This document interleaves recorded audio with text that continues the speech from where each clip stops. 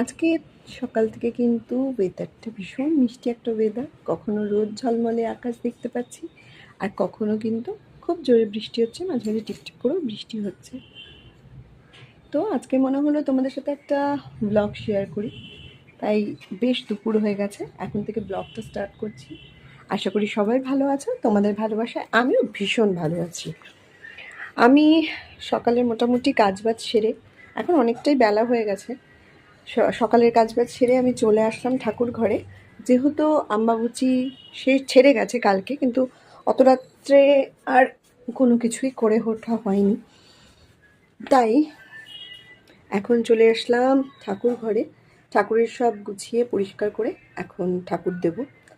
তোমাদের সাথে একটা কথা খুব শেয়ার করতে ইচ্ছা হলো, সেটা হচ্ছে আমি সকালে উঠে ঠাকুর দর্শন না করে কোনো কাজে হাত দিই না, বা কোনো কাজ করতে পছন্দও করি না, কিন্তু বেশিরভাগ ঠাকুরটা কিন্তু শাহবাবুই দেয়। সে যেটা যাই হোক, যার যার সংসারে তার তার একটা নিয়ম রীতি মিলেই চলে। তো আমরা যখন পিরিয়ডস হই মাসে মাসে মাসে প্রত্যেকটা মাই বা মেয়েই আমরা পিরিয়ডস হয়ে থাকি, তখন কি আমরা খাওয়া দাওয়া ছেড়ে দিই? ছেড়ে তো দিই না।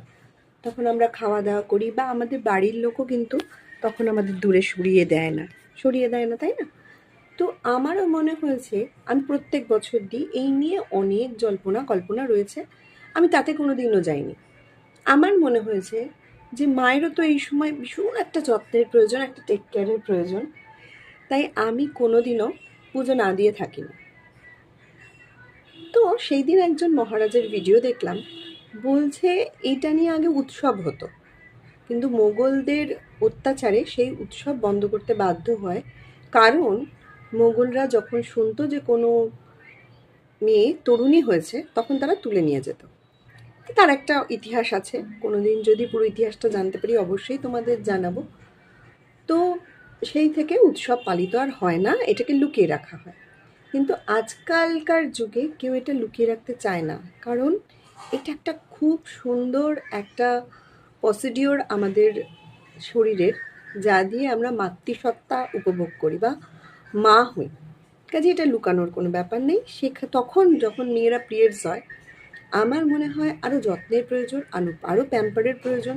তাই আমি দাদাভাইদের বলবো যে তোমরা একটা ক্যাডবেরি এনে দিও, বা একটা চিপস এনে দিও, বা বাদাম এনে দিও, যে যেটা খেতে ভালোবাসে।